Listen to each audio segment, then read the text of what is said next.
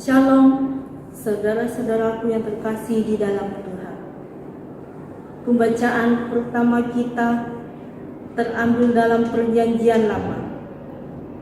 Imamat pasal 7 ayatnya yang ke-11 sampai ayatnya yang ke-21. Yang demikian bunyinya, dengan perikop korban keselamatan. Inilah hukum tentang korban keselamatan yang harus dipersembahkan orang kepada Tuhan.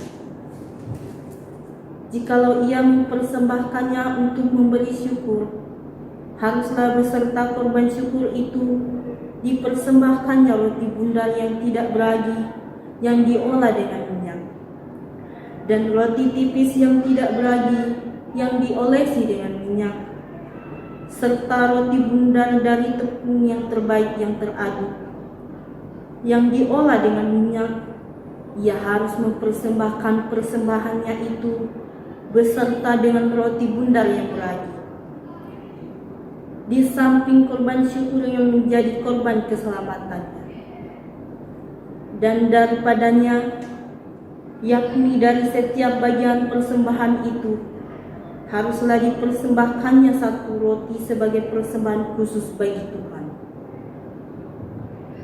Persembahan itu adalah bagian imam yang menyiramkan darah korban keselamatan, dan daging korban syukur yang menjadi korban keselamatannya itu haruslah dimakan pada hari dipersembahkannya itu. Sedikit pun daripadanya janganlah ditinggalkan sampai pagi. Jikalau korban sembelihan yang dipersembahkan itu merupakan korban nazar atau korban sukarela, haruslah itu dimakan pada hari mempersembahkannya. Dan yang selebihnya boleh juga dimakan pada keesokan harinya. Tetapi apa yang masih tinggal dari daging korban sembelihan itu sampai hari yang ketiga haruslah dibakar habis dengan api. Karena jikalau pada hari yang ketiga masih dimakan dari daging korban keselamatan itu, maka Tuhan tidak berkenan akan orang yang mempersembahkannya, dan yang korban itu dianggap batal baginya, bahkan menjadi sesuatu yang jijik, dan orang yang memakannya harus menanggung kesalahannya sendiri. Bila daging itu kena kepada sesuatu yang najis, janganlah dimakan, tetapi haruslah dibakar habis dengan api. Tiap-tiap orang yang tahir boleh memakan dari daging korban itu. Tetapi seseorang yang memakan dari daging korban keselamatan yang untuk Tuhan, sedang ia dalam keadaan najis, haruslah orang itu dilenyapkan dari antara bangsanya. Dan apabila seseorang kena kepada sesuatu yang najis, yakni kepada kenajisan yang berasal dari manusia, atau kepada hewan yang najis, atau kepada setiap binatang yang merayap yang najis, lalu memakan daripada daging korban keselamatan yang untuk Tuhan, maka haruslah nyawa orang itu dilenyapkan dari antara bangsanya. Demikianlah pembacaan kita yang pertama. Pembacaan kita yang kedua terambil dalam Perjanjian Lama. Keluaran pasalnya yang ke-37 ayat pertama sampai ayatnya yang ke-9. Yang demikian bunyinya, dengan perikop membuat tabut perjanjian. Bezalel membuat tabut itu dari kayu penanggal, 2,5 hasta panjangnya, 1,5 hasta lebarnya, dan 1,5 hasta tingginya. Disalutnya lah itu dengan emas murni dari dalam dan dari luar. dan dibuatnyalah bingkai emas sekelilingnya. Dituangnyalah 4 gelang emas untuk tabut itu pada keempat penjurunya, yaitu 2 gelang pada rusuknya yang satu dan 2 gelang pada rusuknya yang kedua. Dibuatnyalah kayu pengusung dari kayu penaga, dan disalutnyalah itu dengan emas. Dan dimasukkannya kayu pengusung itu ke dalam gelang yang pada rusuk tabut itu, supaya tabut dapat diangkut. Dibuatnyalah tutup pendamaian dari emas murni, 2,5 hasta panjangnya dan 1,5 hasta lebar. Dibuatnyalah 2 kerup dari emas. Dari emas tempaan itu dibuatnya itu pada kedua ujung tutup pendamaian itu, 1 kerup pada ujung sebelah sini dan 1 kerup pada ujung sebelah sana.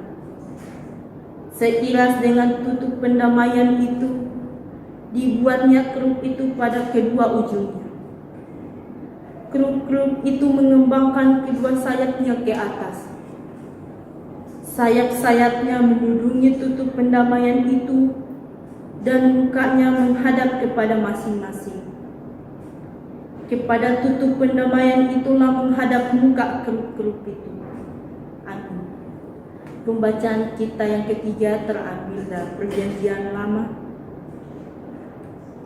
Yosua pasal yang ke-13 ayat pertama sampai ayatnya yang ke-7. Yang demikian bunyinya, dengan perikop daerah-daerah yang belum direbut. Setelah Yosua menjadi tua dan lanjut umurnya, berfirmanlah Tuhan kepadanya, "Engkau telah tua dan lanjut umur, dan dari negeri ini masih amat banyak yang belum diduduki. Inilah negeri yang tertinggal, segenap wilayah orang Filistin dan seluruh negeri orang Gesur, mulai dari sungai Sikor di sebelah timur Mesir sampai ke daerah Ekron ke arah utara. Semuanya itu terhitung tanah orang Kanaan. Ada 5 raja kota orang Filistin, yakni di Gaza, di Asdod, di Askelon, di Gad, dan di Ekron, dan orang Abi. Di sebelah selatan, seluruh negeri orang Kanaan dan Mear, kepuyaan orang Sidon, sampai ke Afek, sampai ke daerah orang Amor. Selanjutnya, negeri orang Gebal dan seluruh gunung Libanon di sebelah matahari terbit, mulai dari Baal-Gad di kaki gunung Hermon sampai ke jalan yang menuju ke Hamat.